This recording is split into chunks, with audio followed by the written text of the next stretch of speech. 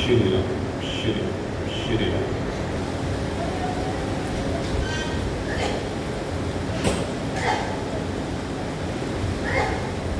इस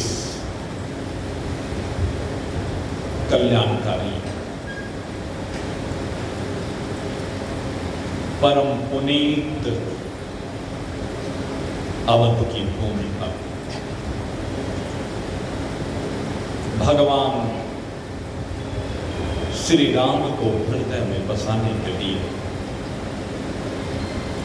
निरंतर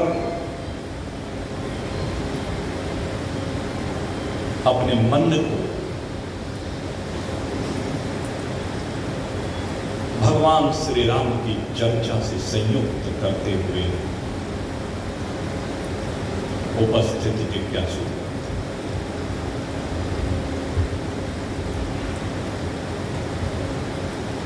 बड़े ही भाग्य से इस मनुष्य के शरीर को प्राप्त करके हमें इस शरीर में सत्संग श्रवण करने का सुअवसर मिल रहा है। ये सत्संग जिसकी महिमा शब्दों में वर्णित नहीं हो सकती। गोस्वामी जी महाराज ने जिसके बारे में कहा, एक घड़ी आधी घड़ी आधी से निहाल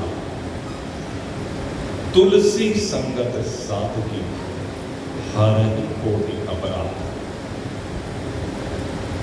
कहते हैं कि अगर एक घड़ी का सत्संग मिल जाए तो कल्याण हो जाए, एक घड़ी का भी ना मिले तो आधी का मिल जाए, आधी का भी ना मिले तो उससे भी आधी का मिल जाए, तो कहते वो भी कल्याण करने वाली होती। और कल्याण कैसे होता है इसका प्रमाण भी जो प्रातः काल आपको बताया श्री गोस्वामी जी महाराज ने जिस दिव्य ग्रंथ की संरचना की, रामचरितमानस के नाम, इसमें मिलता है कि इतनी सी अवधि में किस प्रकार से कल्याण हो जाता है। आप जानते हैं माता सीता का हरण होने के उपरांत श्री हनुमंत लाल जी लंका की ओर गए, और जब लंका की ओर जा रहे तो बीच में तो कहीं मिले सुरसा मुंह बाए खड़ी है, भोगों से संयुक्त मैनाक पर्वत जो स्वर्ग से देवताओं ने भेजा, वो कहता है कि विश्राम करो, लेकिन हनुमान जी कहते राम काज में मोहि कहां विश्राम। सिंहिका पकड़ने के लिए बैठी हुई है, लेकिन हनुमंत लाल समुद्र को लांघ करके लंका में पहुंच गए। और जब लंका में पहुंचे तो लंका में पहुंचते ही हनुमंत लाल का सामना हो गया भाई, इससे जो लंका की रक्षक बनी है, लंका की सुरक्षा करती है, लंकिनी, लंका के नाम से लंकिनी उसका नाम। अब वैसे तो एक कहावत है भाई, लंका में सारे 52 गज के, और ये जो कहावत है ना, ये कोई आप ये सोच रहे हो अतिशोक्ति है, ऐसा नहीं है। अच्छा, आपने असुरों के शरीर के बारे में सुना? कुंभकर्ण के शरीर के बारे में नहीं सुना? कैसा विशालकाय शरीर कुंभकर्ण का था। कहते उसकी खोपड़ी जो समुद्र में पड़ी हुई थी, भीम आया था और भीम उसमें डूबने लगा था उस खोपड़ी। भीम काय शरीर की उपाधि दी जाती है जिसका भी कोई अच्छा मोटा तगड़ा शरीर हो, जिसकी खोपड़ी में डूबने लगी, भीम जैसा बलिष्ठ भीम काय शरीर धारण करने लगा। तो उस कुंभकर्ण की कल्पना करके थे। और फिर इसमें अतिशयोक्ति इसलिए भी नहीं है कि जैसे जैसे युगों का परिवर्तन होता है, युगों के परिवर्तन के साथ ये शरीर की लंबाई, चौड़ाई, ऊंचाई ये भी घटती चली जाती है। सत्य युग से त्रेता युग के शरीर छोटे होते हैं, त्रेता युग से द्वापर के शरीर छोटे होते हैं, और द्वापर से कलयुग के तो बिल्कुल छोटे हो जाते हैं। श्रीमद् भागवत का अध्ययन करेंगे, भविष्य पुराण, उसमें जहां भविष्य का वर्णन है वहां पर लिखा है कि मनुष्य कैसे हो जाएंगे। आपने चने का पौधा देखा? चने का पौधा देखा, कहते हैं चने के पौधे पर सीढ़ी लगा करके चढ़ना पड़ेगा, ऐसे शरीर हो जाएंगे। और हंसने की बात नहीं है, आपको होगा, शास्त्र की प्रमाण है, ये हंसने का विषय नहीं, हकीकत है। ये चने के पेड़ पर सीढ़ी लगा करके चढ़ना पड़ेगा,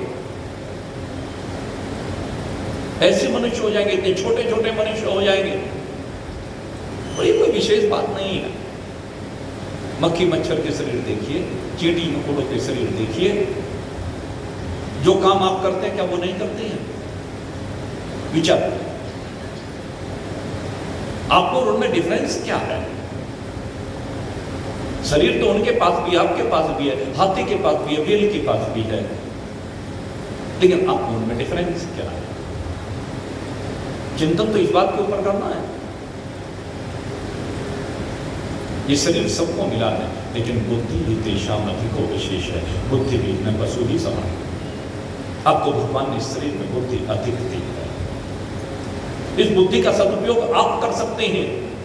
अन्य शरीरों में इस बुद्धि का सदुपयोग करने की बात नहीं है। यद्यपि देवताओं को हम पूजते हैं, देवता श्रेष्ठ माने जाते हैं, ऊपर की योनि मानी जाती है, पुण्य कर्मों के परिणाम से प्राप्त होती है, लेकिन जो बुद्धि मनुष्य के पास है वो देवताओं के पास भी नहीं है। देवताओं की ऊपर की प्रगति संभव नहीं है, देवताओं के लिए ऊपर के लोक नहीं है, मनुष्य के लिए है। क्योंकि मनुष्य आगे जाकर के देवता बनते अपने पुण्य के कर्मों से, और वहां पर पुण्य का भोग होने के बाद वो नीचे आते, ऊपर नहीं जा सकते देवता। ऊर्ध्वगच्छन्ति सात्विकाः, क्योंकि वहां पर कर्मों की स्वतंत्रता नहीं है। लेकिन यहां पर जो सात्विक वृत्तियों से संयुक्त हो जाता है उसके लिए कहा ऊर्ध्वगच्छन्ति सात्विकाः। केवल भुव नहीं, केवल स्व नहीं, महा जन तप सत्य लोग वहां तक जा सकते हैं।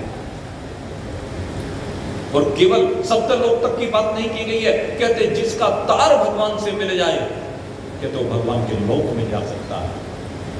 और यहीं तक नहीं, कहते अगर यदि आप इस सात्विकता को भी लांग जाएं, सतो गुण से भी अतीत हो जाएं, तो उस समय आप उस परमात्मा तत्व के साथ एकता का बोध प्राप्त कर सकते हैं। ब्रह्मविद् ब्रह्मवीम भवति, ब्रह्म को जानने वाला ब्रह्म हो जाता है। और कैसे? जो उपाय वाल्मीकि जी ने बताया, जिनके श्रवण समुद्र समान, जिनके कर्णपुट समुद्र के समान है। कान सबके पास है, लेकिन ये श्रवण शक्ति सबके पास नहीं है। जिनके पास ये श्रवण शक्ति हो जाती है उनका कल्याण हो जाता है। और तब होता है जब वो अपनी धारा बदलते हैं। धारा को बदलना पड़ेगा। लंका की रक्षा करने के लिए नियुक्त हनुमान जी ने सूक्ष्म रूप धारण, और सूक्ष्म रूप धारण करके, मानव का रूप धारण करके लंका का जो परकोटा था, उसका जो मुख्य द्वार था, उसके आसपास विचरण कर रहे हैं, देख रहे हैं, निरीक्षण कर रहे हैं, परीक्षण कर रहे हैं। क्योंकि हनुमान जी वहां पर जब आए हैं तो सारी भौगोलिक स्थिति का अध्ययन भी करना है। और देखा उस सिंहिनी, उस लंकिनी ने, ये क्या कर रहा, ये बानर कर क्या रहा, कभी इधर जाता है, कभी उधर जाता है, कभी ऊपर, कभी नीचे।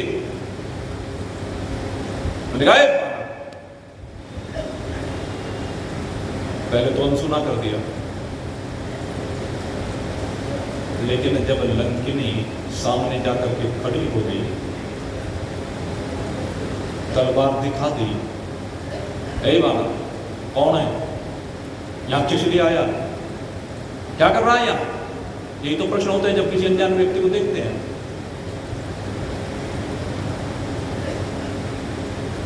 हनुमान जी ने निरीक्षण किया लंकिनी का, कहते जानना चाहती है, लंकिनी जानना चाहती है कौन हूं, कहते इसे बताना पड़ेगा कौन। और कहते हैं उस समय हनुमान जी ने एक घूंसा मारा, एक घूंसा मारा ना उसको, और जैसे घूंसा लगा पछाड़ खा करके नीचे गिर गई।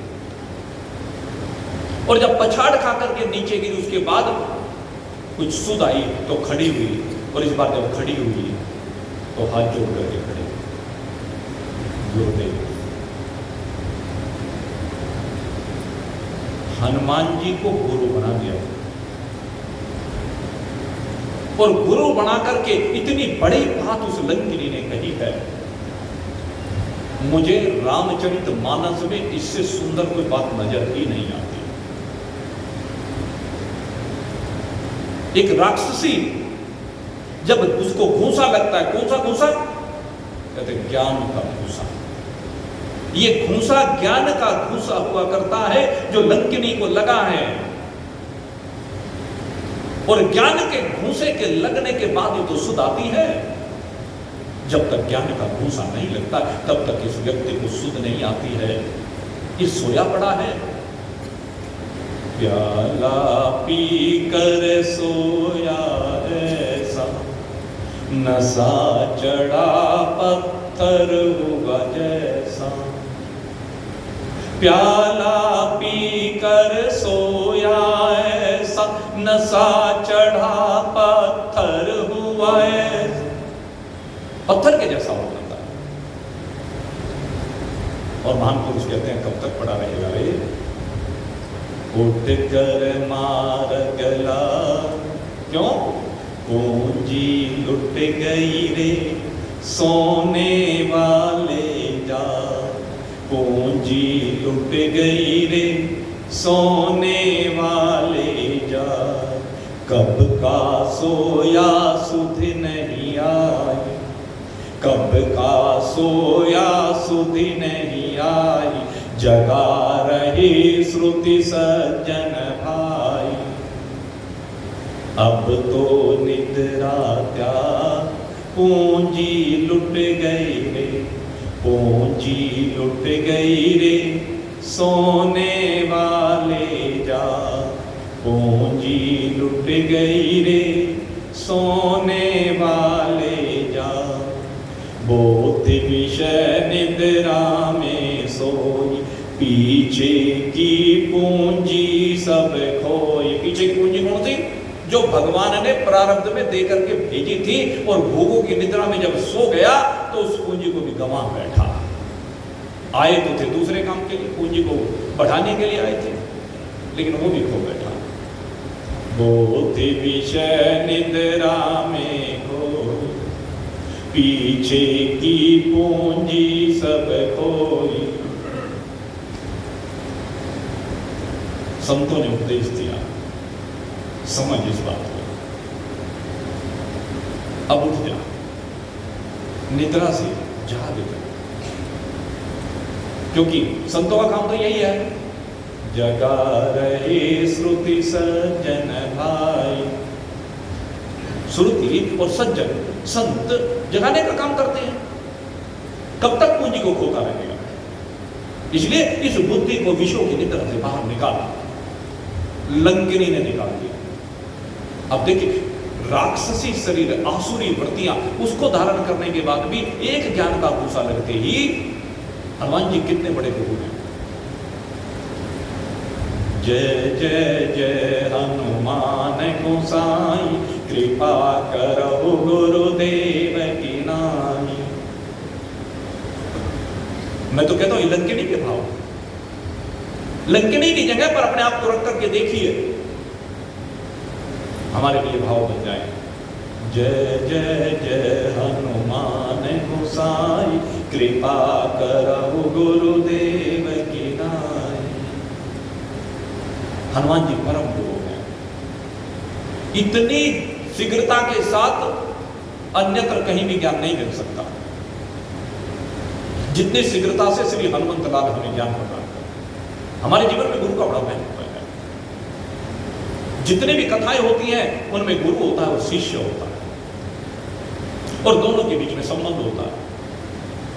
अनुबंध चतुष्ट कहा जाता है वेदांत की भाषा में। अनुबंध चतुष्ट होते हैं, विषय होता है, प्रयोजन होता है, संबंध होता है और अधिकारी होता है। कथा का विषय क्या है? कहते एक ही विषय है, आत्मा और परमात्मा की एकता, भक्त और भगवान की एकता। प्रत्येक कथा का एक ही विषय होना चाहिए। और इसका प्रयोजन क्या होता है? कथा का, गुरु की शरण में जाने का प्रयोजन क्या होता है? कि हमारे और हमारे इष्ट के बीच की दूरी मिट जाए। ये कथा का प्रयोजन होना चाहिए। संबंध कहते हमारा ग्रंथ के साथ स्वाध्याय करते हुए संबंध है, हमारा संत के साथ संबंध, उसका सत्संग श्रवण करते हुए गुरु और शिष्य का एक संबंध है, एक आत्मिक संबंध है। और ऐसा संबंध है गुरु और शिष्य का जैसे कि पिता का और एक बेटे का संबंध होता है। पिता अगर बेटा उसका आज्ञाकारी होता है, बेटा अगर सन्मार्ग पर चलने वाला होता है तो उसे अपने धन को मानता है। कभी पिता के धन को वो उसे अपना धन मानता है और वो धन उसका हो जाता है। इसी प्रकार से जो गुरु की संपत्ति होती है, जो उसके पास राम रतन धन होता है, वो राम रतन धन शिष्य को स्वतः ही प्राप्त हो जाता है अगर अधिकारित्व है। इसलिए चौथी हमारे अधिकारित्व की बात की गई है। और अधिकारित्व में कहा कि साधन चतुष्ट संपन्न होना चाहिए, विवेक, वैराग्य, सठ संपत्ति और मुमुक्षुता होनी चाहिए। विवेक किसे कहते हैं? कहते हैं इहलोक और परलोक, इसके समस्त भोगों से वैराग्य होना चाहिए। नहीं इस लोक के भोगों में फंसे, न परलोक के भोगों में फंसे। उसे स्वर्ग की अप्सराएं नहीं चाहिए, स्वर्ग के देवता नहीं चाहिए, स्वर्ग का नंदन वन नहीं चाहिए, स्वर्ग का कल्प वृक्ष नहीं चाहिए। इस लोक के भोग की तो बात ही क्या है? स्वर्ग के भोग भी जिसको नहीं चाहिए उसको कहते हैं कि वैरागी है, जिसे सत्य और असत्य का विवेक, यह क्या रह जाने वाला और क्या चले जाने वाला है, ये उसे पता होना चाहिए। अच्छी प्रकार से इस जगत का निरीक्षण करे, परीक्षण करे, रिसर्च करे, इसके ऊपर रहने वाला क्या और चले जाने वाला क्या है, तो पाएंगे कि जो भी कुछ दिख रहा है वो सब चले जाने वाला है। रह जाने वाला केवल वो है जो इन सबको सत्ता दे रहा है, स्फूर्ति दे रहा है, अस्तित्व दे रहा है, जो इसका आधार है, जो इसका अधिष्ठान है, वो रह जाने वाला है। वही सत्य तत्व है जिसने निर्णय कर लिया है कि मुझे उसी सत्य तत्व को प्राप्त करना ही विवेक कहलाता है। और इसके लिए फिर क्या करेगा? कहते हैं जीवन में 6 प्रकार की संपत्ति आनी चाहिए। अगर आपको परमात्मा से संबंध जोड़ना है, परमात्मा को पाना है, अपना अपने प्रयोजन जीवन का ही बना लिया है, तो आपके पास 6 प्रकार की संपत्ति होनी चाहिए। जिस प्रकार से अगर किसी सर्राफ के पास आप कोई क्या खरीदने जाते हो? आभूषण। तो आभूषण कौन खरीद पाएगा? कहते जिसकी गांठ में माल होगा। गांठ में माल होगा वही तो खरीद पाएगा। जिसकी गांठ में माल नहीं होगा कैसे खरीद लेगा भाई? और अब तो भाई आसमान छू रहे हैं। 1 तोला भी सोना आपको खरीदना तो 1 लाख रुपए चाहिए। चिंतन करके देखिए, तो माल चाहिए बल्ले में। ये माल ही सठ संपत्ति कहलाता। और ये माल कौन सा है? ये परमात्मा को प्राप्त करने के लिए कौन सा माल आपकी गांठ में होना चाहिए, आपके पल्ले में होना चाहिए?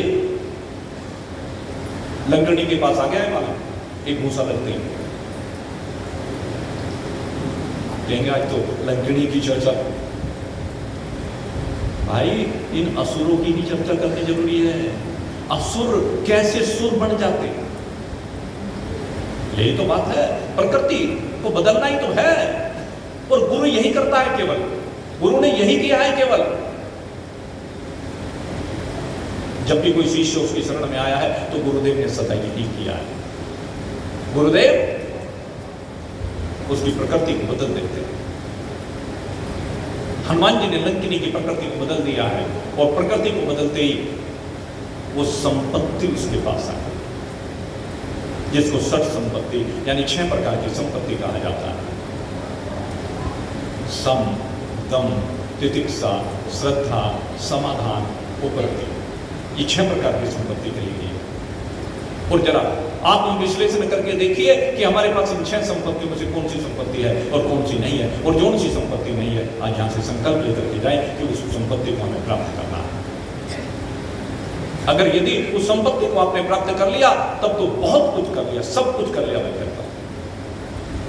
और अगर यदि वो संपत्ति आपके पल्ले में नहीं है तो भाई फिर तो ये वाणी मेंढक की टर्टर माता, श्रीमद् भागवत में यही बात कहती,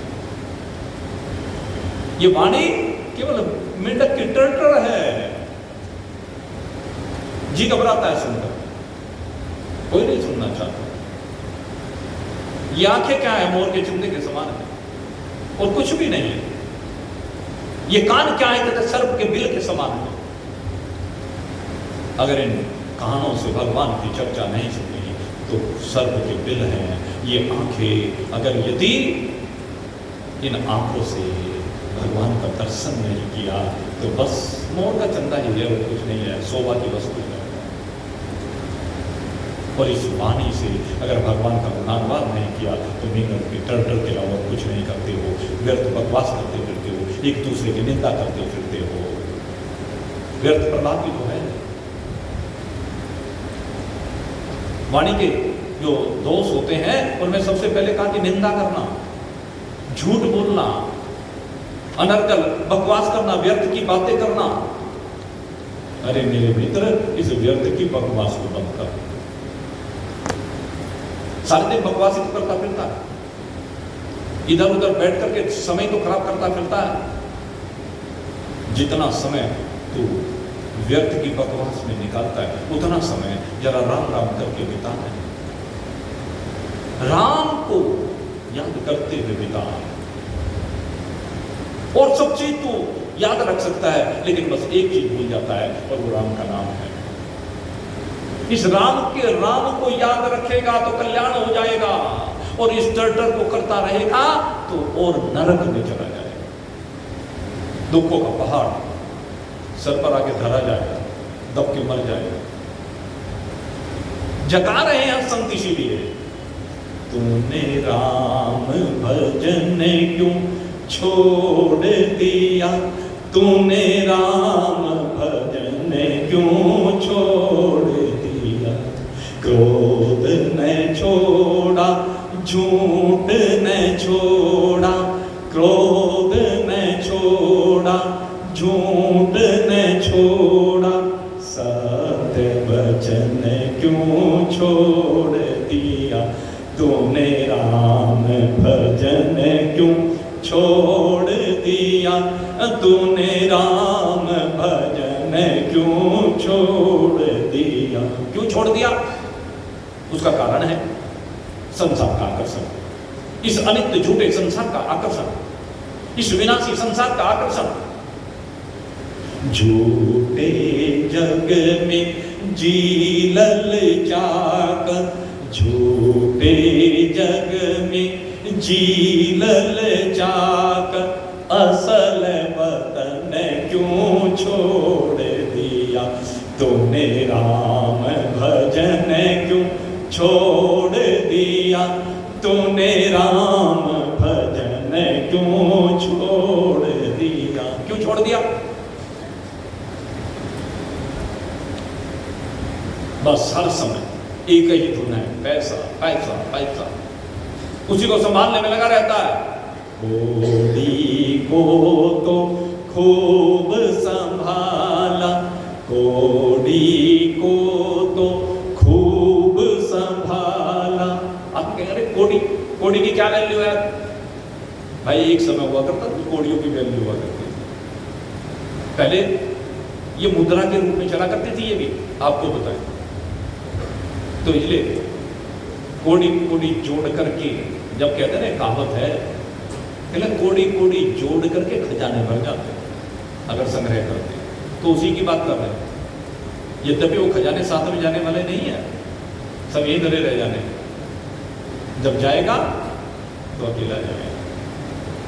कोड़ी को तो खूब संभाला, लाल रतन क्यों छोड़ दिया, तूने राम भजन क्यों छोड़ दिया, तूने राम भजन क्यों छोड़ दिया। अरे विचार कर, जिस सुमिरन से अति सुख पावे, जिस सुमिरन से अति सुख पावे, वो सुमिरन क्यों छोड़ दिया, तूने राम भजन क्यों छोड़ दिया, तूने राम भजन क्यों छोड़ दिया।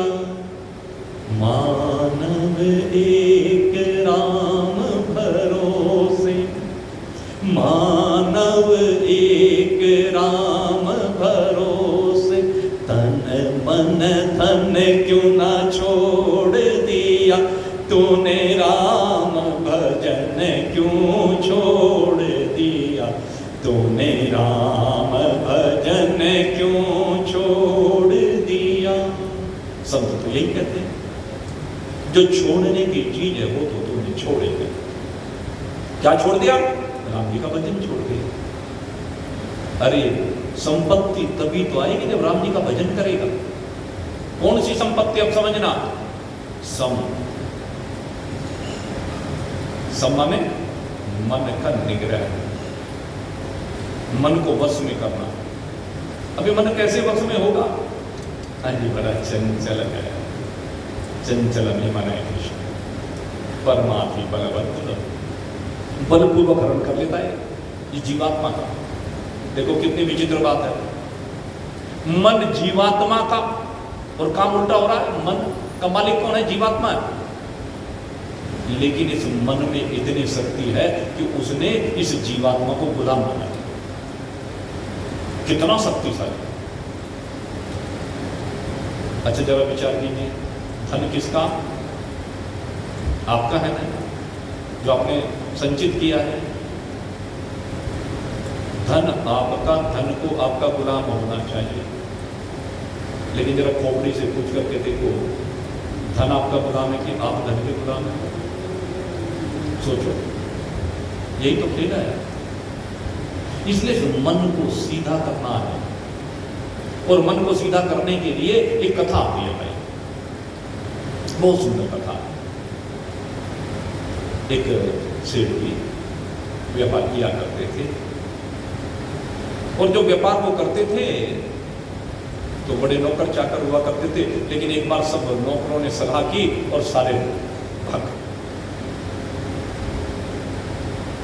सब परेशान रहते हैं नौकरों से भाई, अजी काम करके नहीं देते, एडवांस ले लेते हैं, भय बना रहता है कि ये के भाग जाएगा वजह से, क्योंकि रोज के भुक्त वो ही है। हिमानी वाले वे गारमेंट्स का काम है, उनके बगैर काम चलता है। और भी बैठे हैं यहाँ पे, अनिल भाई बैठे, बहुत समय की बात है के आगे। तो खैर वो नौकर एक दिन सलाह करके सारे भाग गए। अब लाला जी अकेले रह गए, बड़े परेशान, क्या करें। कहने लगे विज्ञापन निकलवा दो अखबार में।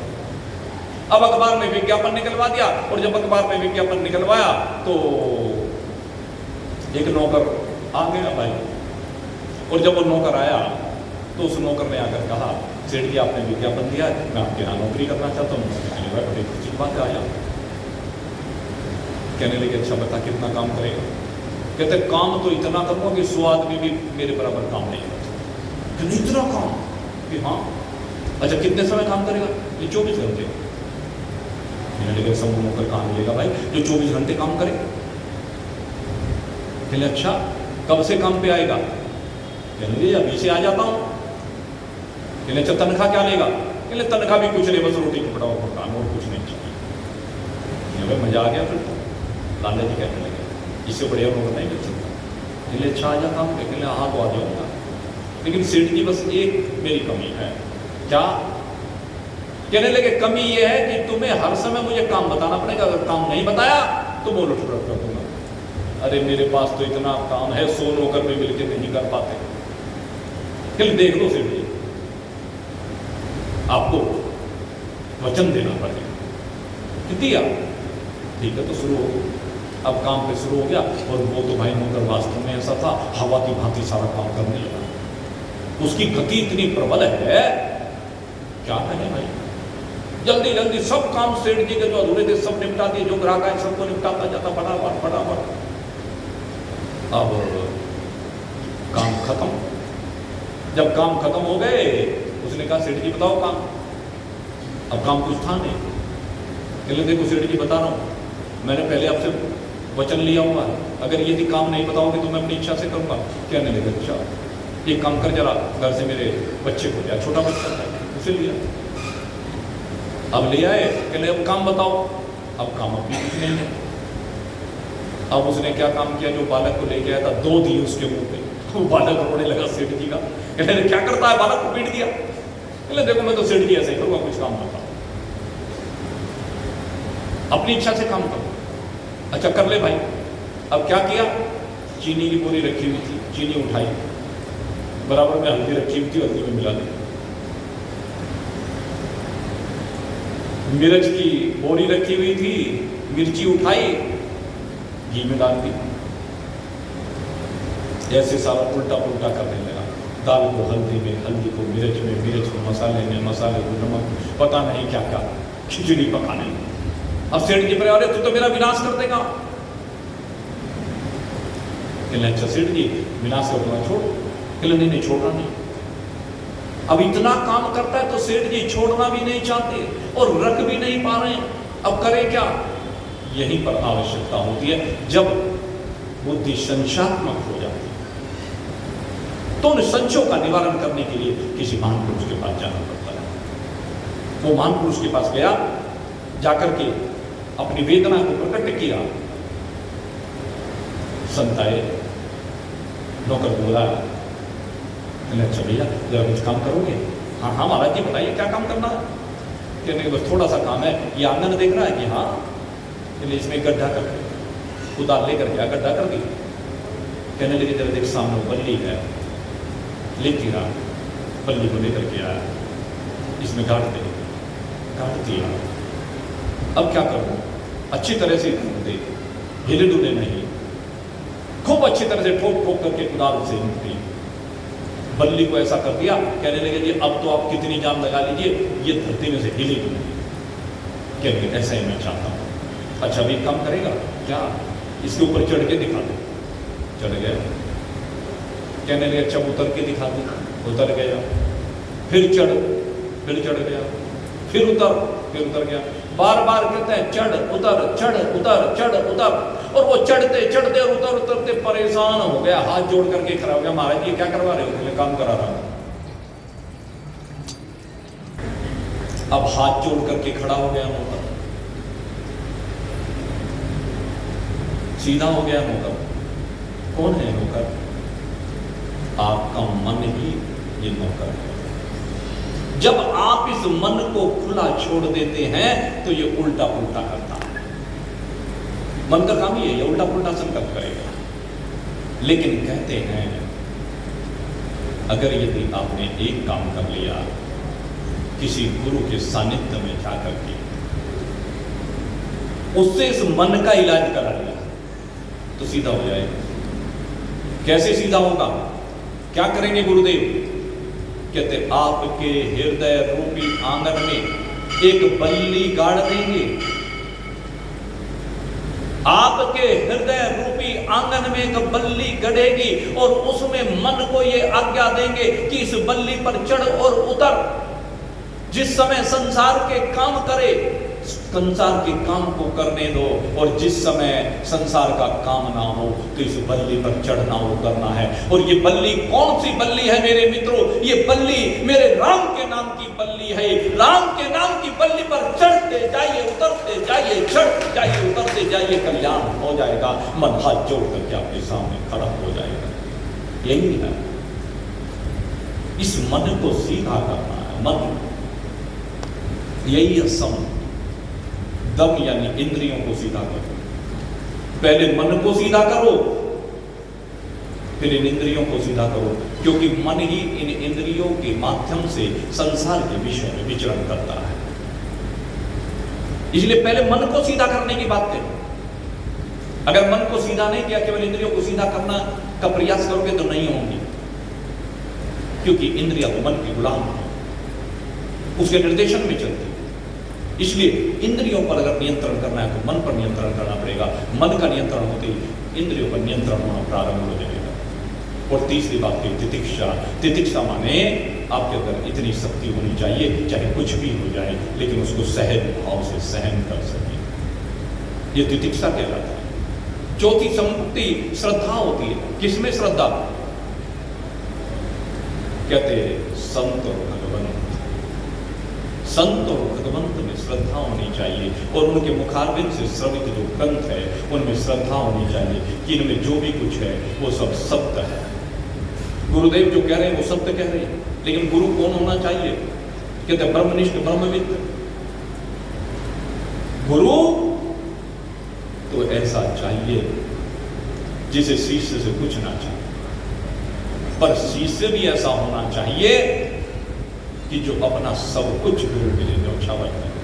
ये शास्त्र कहते हैं। ये गुरु और शिष्य का ऐसा नाता है, ये गुरु और शिष्य का ऐसा संबंध होना चाहिए। श्रद्धा, समाधान।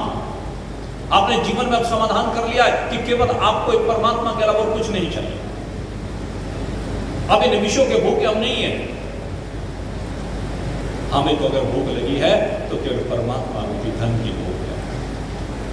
इस राम रतन धन की भोग है। और छठी बात है उपरति विषयों से पूर्ण विश्राम को प्राप्त हो जाना। इस प्रकार से 6 संपत्ति कही गई, और उसके बाद अधिकारी कहा गया। और अधिकारी के बारे में आपको मैंने बताया विवेक वैराग्य, सत संपत्ति, मुमुक्षुता। अब चौथी बात क्या है? ये मुमुक्षुता। मुमुक्षुता माने अब मुक्ति की इच्छा हो। किससे मुक्ति? दुखों से मुक्ति। दुखों से मुक्ति के पात्र आपको बनना। अच्छा, दुखों से मुक्ति कौन नहीं चाहता? सब दुखों से तो मुक्ति चाहते हैं। हमें दुखों से मुक्त होना है। श्रीमद् भागवत कथा जो प्रारंभ होती है उसमें सर्वत्र दुख से मुक्ति का एक उपाय बताया गया है। देखिए आप, श्रीमद् भागवत कथा जो प्रारंभ हुई क्या हुआ? सच्चिदानंद रूपाय विश्वोत्पत्त्यादि हेतवे तापत्रय विनाशाय। क्या कहा? तापत्रय विनाशाय श्री कृष्णाय वयं नमः।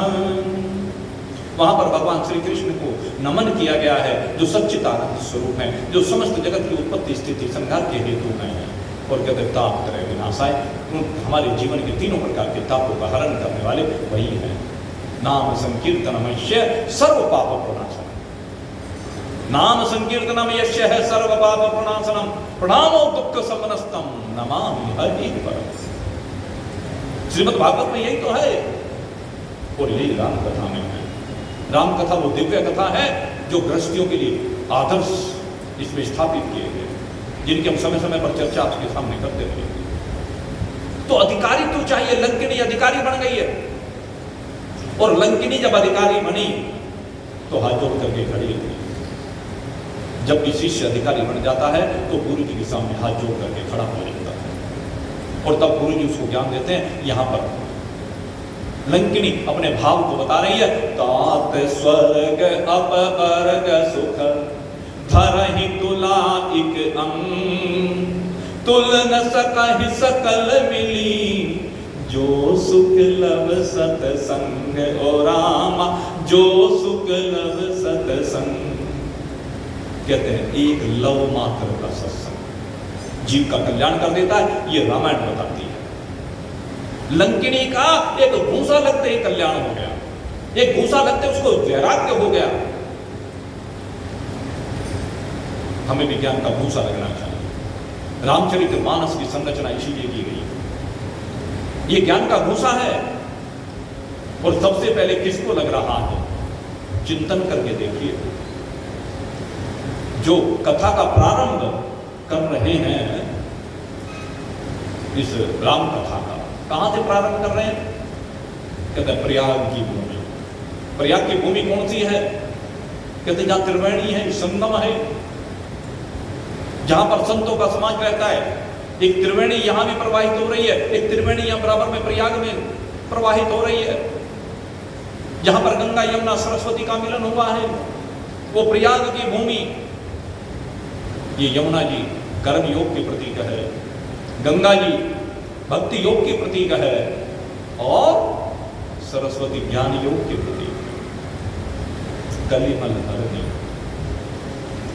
जो कली के मल का हरण करने, ये यमुना जी है। और जो भगवान की ओर लगाने वाली है गंगा जी, और जो आप जो परमात्मा के बीच की दूरी को समाप्त करने वाली है वो सरस्वती है। तीनों का संगम है, और जहां पर ये तीनों एक साथ मिल जाती हैं वही स्थान प्रयाग बन जाता है। मोद मंगलमय तीरथ राजू, जो जग जंगम तीरथ राजू, मोद मंगलमय संत समाजू, जो जग जंगम तीरथ राजू। तीर्थराज प्रयाग, कहते उस तीर्थराज प्रयाग की पुण्य पावन भूमि जहां पर जड़ तीर्थ भी है और जंगम तीर्थ भी है। जड़ तीर्थ को जंगम तीर्थ बनाना आपका काम है। जड़ तीर्थ जहां पर ये धाराएं बह रही है वो जड़ तीर्थ, और वहां पर आकर के स्नान किया है किसने, जिनकी चर्चा मैंने प्रातःकालीन सत्र में की थी, याज्ञवल्क्य ने। याज्ञवल्क्य जी परम विवेकी हैं, उन्होंने माघ स्नान किया है। प्रयाग में माघ स्नान का बड़ा दिव्य प्रभाव होता है, और भाई अब की बार तो जैसा माघ स्नान हुआ आज तक कभी भी इतिहास में कभी नहीं। आज तो क्या कहें भाई, पूरा देश दौड़ पड़ा, पूरा देश राममय हो गया। दो घटनाएं हुई हैं, कल हमारे पौर साहब बता रहे थे। 22 जनवरी 2024 पूरा देश राममय हो गया था। पूरे देश में राम राम राम, और कुछ नहीं, सबके हृदय आनंदित थे। कहते आज वो बच्चे सुना रहे थे ना, मेरी झोपड़ी के भाग आज खुल जाएंगे, राम आएंगे, राम आएंगे, आएंगे राम आएंगे। सुनाया था ना सुबह भजन। तो वो राम जी की आना 500 वर्ष के वनवास के बाद कैसी भावनाएं थी, मैंने देखा सबकी आंखों में। उस दिन हमने जो दृश्य देखा पूरे देश में, सबकी आंखों में खुशी के आंसू थे। राम के आगमन पर सब स्वागत कर रहे थे, और ऐसे भंडारे हमने अपनी सामने तो कभी देखे नहीं। कितने भंडारे लगे उस दिन, कितना स्वागत सत्कार सर्वत्र किया गया, वर्णित नहीं किया जा सकता। और ऐसे जो प्रयाग की भूमि पर कुंभ का आयोजन हुआ, माघ का स्नान हुआ, सब दौड़े चले गए। ये लग रहा था पूरा देश व्याकुल है वहां स्नान करने के लिए, व्याकुल। सब अपने आप को पुनीत पावन करने के लिए उस भूमि की ओर दौड़ पड़े। उसी भूमि पर याज्ञवल्क्य मुनि आए हैं, और ये याज्ञवल्क्य मुनि जब वहां पर आए हैं तो कहां पर रुके, भारद्वाज जी के आश्रम। और भारद्वाज जी के आश्रम में जब वो रुके, भारद्वाज जी ने बड़ी सेवा सत्कार किया, बहुत संत आकर के रुके थे। लेकिन अब जब मास पूरा हो गया तो एक एक करके सबने जाना शुरू कर दिया। वो प्रयाग की भूमि जहां पर 20-20, 25-25 किलोमीटर पैदल चल करके जाना पड़ा, आज जाके देखो वही संगम पर, उस संगम नोज पर खाली पड़ी है, कोई भी जाए स्नान करे। लेकिन एक देश होता है, काल होता है, परिस्थितियां होती हैं, हमें पता है। हमारे ऊपर तो भगवान ने बड़ी कृपा की भाई, ऐसे खींच लिया भगवान ने कि बिल्कुल संगम नोज पर जाकर के जरा सा कुछ भी, हमें तो पता ही नहीं चला कितना चलना पड़ा। हमें तो वहीं बुला लिया गंगा जी के किनारे, और फिर संगम नोज पर जब हम पहुंचे, इतना दिव्य ऐसा अलौकिक स्नान हुआ हमारे लिए। तो मैं कहता हूँ भगवान ने अपने आप रास्ता बना के था। इतनी भीड़ थी, करोड़ों लोग रोज स्नान कर रहे थे, और मीडिया कह रहा था मत जाओ, लेकिन कोई रोक ही नहीं खा रहा। लेकिन जिस समय हम पहुंचे, हमें तो भाई खुले दरबार मिले, देखो हम तो साफ बताते हैं, भगवान ने ऐसी कृपा की।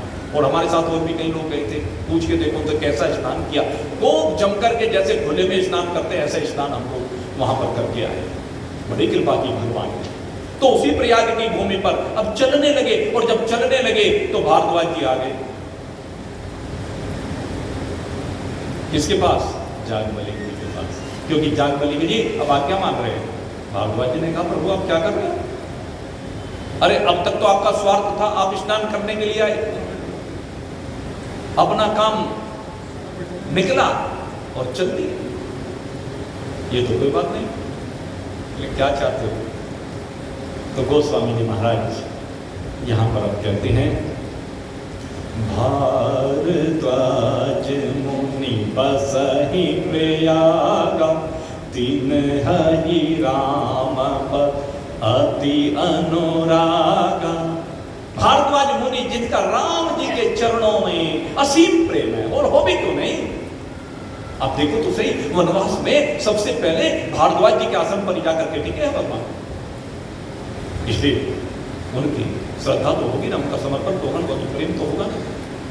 और सामने जागबलिक जैसा मुनि हो, जागबलिक मुनि परम विवेकी, भारद्वाज राखे पद टेकी। भारद्वाज जी ने उनके चरणों में अपना मस्तक नवा दिया। भारद्वाज जैसा ऋषि, बड़ा दिव्य ऋषि, श्रीमद् देवी भागवत में इनकी महिमा पढ़ना, बड़ी अद्भुत महिमा है। ऐसे भारद्वाज जी मुनि आज चरणों में गिर गए। प्रभु ऐसे नहीं, अगर यदि आपको यहां से जाना है तो पहले मेरे मन में एक संशय है, उस संशय को दूर करो। आप मेरे गुरु हैं, और गुरुदेव अगर यदि आप मेरे संशय को दूर नहीं करेंगे तो फिर कौन करेगा? तुम्हारे मन में संशय, बताओ तो सही क्या बात है? नाथ एक संसहु बड़ मोरे, नाथ एक संसहु बड़ मोरे, करगत वेद तात सब तोरे। मेरे मन में संशय है, और आप तो वेदों के विद्वान हैं, आप तो समस्त ज्ञान के भंडार हैं, प्रभु मेरे उस संशय को दूर कर दीजिए। क्या, कौन सा संशय बताओ? कहते राम जी को लेकर है। कहते राम में संशय? अरे राम में संशय नहीं करना चाहिए, अगर राम में संशय करते तो संशयात्मा में नश्य होती। भगवान कृष्ण ने कहा संशयात्मा में नश्य। कहते नहीं प्रभु, मैं जो कहना चाहता हूं मेरे भाव को जरा सा समझ। क्या? कहते मैंने राम नाम कर अमित प्रभाव। कहते राम का जो प्रभाव है, कहते वो तो अमित है, असीम है, अनंत है, मैं कैसे उसका वर्णन कर सकता हूं प्रभु? लेकिन उसके बारे में कुछ जानना चाहता हूं।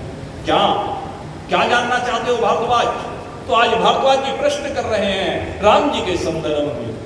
एक राम अवधेश कुमारा, तीन कर चरित विदित संसारा, नारी बिरहु दुख लहु अपारा, भयहु रोष रण रावण मारा।